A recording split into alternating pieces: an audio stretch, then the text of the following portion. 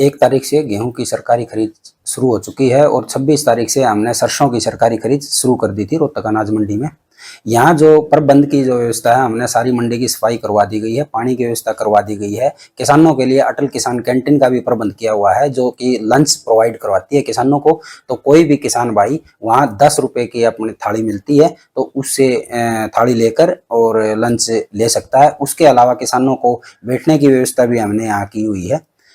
इसके अलावा जो है किसानों को किसी भी तरह की कोई भी दिक्कत नहीं आने दी जाएगी। गेटों पे हमने कर्मचारी लगा दिए गए हैं, जो भी किसान अपनी सरसों या गेहूं गेट पर लेकर आएगा, वो अपना सरकारी ई खरीद से अपना गेट पास कटवा के ही अंदर लेकर आए। और मेरी इसके साथ साथ किसानों से भी अपील है कि भाई अपना जो गेहूं या सरसों सुखा के ही मंडी में लाएं, कि यहाँ आने के बाद उन्होंने इसके अलावा कोई परेशानी ना हो।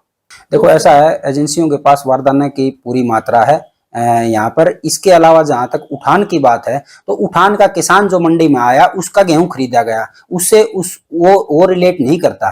किसान को उससे कोई प्रॉब्लम नहीं उठान से। रही बात उठाने की, तो जो संसाधन है वो सीमित मात्रा में है। आजकल गेहूं जो है 15 या 20 दिन के अंदर ही सारा गेहूं आ जाता है। उसके बाद जो एक तो मंडी में किसानों की ट्रॉलियों की जाम लग जाता है, और उसके अलावा जो उठाने वाले ट्रक हैं, यदि हम दिन में यदि उनको अप्रूव कर दें तो किसानों को नया माल लाने में भी दिक्कत होगी। इसलिए उन जो ट्रकों को हम नाइट में ही अप्रूवल देते हैं। इसलिए नाइट में जितना माल उठाया जाता है वो उठा लेते हैं। उसके बाद आहिस्ता आहिस्ता मंडी में, वैसे जो रोहतक अनाज मंडी है वो 100 एकड़ में है, तो यहाँ रोहतक अनाज मंडी में ऐसी कोई स्पेस वगैरह की कोई ज्यादा प्रॉब्लम नहीं आती। हाँ, किसानों के लिए हमने है ना जो रोहतक अनाज मंडी में लगभग 17 वाटर कूलर हैं, ठंडे पानी की व्यवस्था की हुई है। उसके अलावा हमने किसान सहायता केंद्र बना रखा है। किसान सहायता केंद्र में यदि किसी किसान की कोई भी समस्या है तो हमने बाकायदा रजिस्टर लगा रखा है। वो तुरंत अपने रजिस्टर में आकर उसकी एंट्री करे।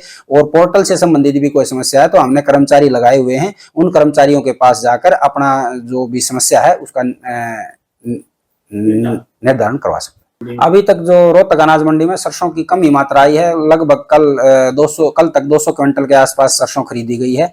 उसके अलावा जो गेहूं है वो मेरे को लग रहा है कि 9 या 10 तारीख के आसपास आने की उम्मीद है। किसानों के लिए बस यही मैसेज है कि अपना गेहूं और सरसों जो है गिल्ली ना कटवाएं, सुखाकर ही उनको कटवाएं और सुखाकर ही मंडी में लाएं, जिससे मंडी में आने के बाद मॉइस्चर की उनको कोई प्रॉब्लम ना हो। और उसके अलावा भी यदि इसके अलावा कोई प्रॉब्लम है तो हमारा कर्मचारी 24 घंटे मंडी में उपलब्ध है, उससे संपर्क करे और अपने समस्या का निवारण कराए।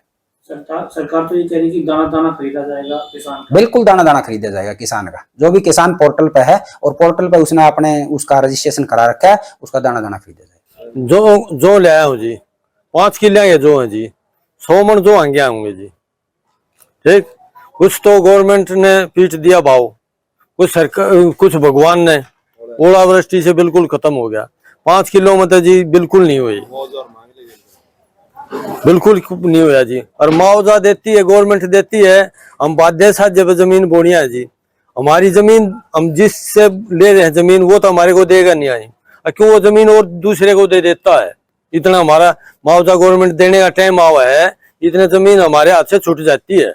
मंडी में जी टाइम पर खरीद नहीं हो रही, जमींदार हांडे जाओ सुबह से शाम तक, अब आएंगे अब खरीद होगी। ये सरसों है, इसमें गिल्लापन है, इसमें जौ में गिल्लापन है। सुखाकर जी जब भगवान ही नहीं सुखाएगा तो हम कैसे सुखाएंगे? भगवान ही नहीं सुखाएगा फसल को, और तो हम कैसे सुखाएंगे? और फसल तो थोड़ी गिल्ली कटेगी जी। अगर बिल्कुल सुखा कर कटाओ तो कुछ नहीं आएगा किसान को। भाव क्या मिल रहा है? भाव जी अभी जौ का भाव 1600 का है। बताओ इसमें क्या मिले हमारे को? लागत ज्यादा थी। लागत जी एक कट्टा बीज का आता है 1500-1600 रुपए का, एक कट्टा डीएपी का 1350 रुपए का आता है। जो इसका यूरिया कट्टा 350-400 रुपए का आता है। तेल का कितना भाव कर दिया, बताओ हमारे क्या बचता? कुछ नहीं बचता। ये तो कुत्ते वाला हाड हो रहा, चपटे रहने वाली बात है। न को नया बच्चा करेगा इसने, न हम जाने के बाद ये जमीन ऐसे ही रह जाएगी। जो 60 साल के 50 साल के ऊपर के आदमी भी जमींदारा करते हैं। तो जो खेती है वो घाटे का सौदा होती जाएगी? बिल्कुल घाटे का जी, बिल्कुल। इससे तो अपने दिहाड़ी करता है ना मजदूर आदमी, वो 500 रुपए कमा लेता, जमींदार ने तो 100 रुपए भी नहीं बचते।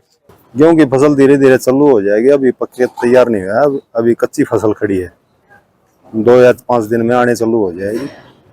गेहूं की फसल जो जो आएगी इस तरह बिक्री चालू हो जाएगी। गवर्नमेंट सरसों एक आध ट्राली चालू हुई है, अभी नमी नमी चल रही है।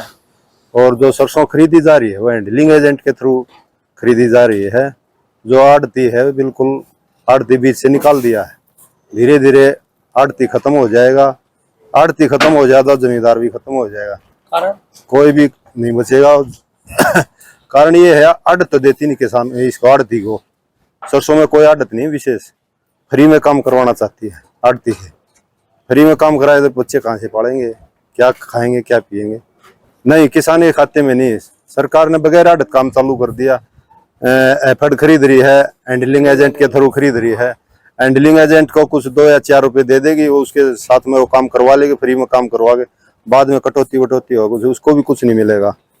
तो इससे किसान को क्या दिक्कत होगी? किसान को भी एक जगह वहां माल बेचेगा, उसकी बिक्री नहीं होने पाओगी, दुखी हो गए, परेशान होगा, प्राइवेट बेच दिया, कहीं कहीं कहीं मंडियों में घूमता रहेगा, उसको पूरा भाव नहीं मिलेगा।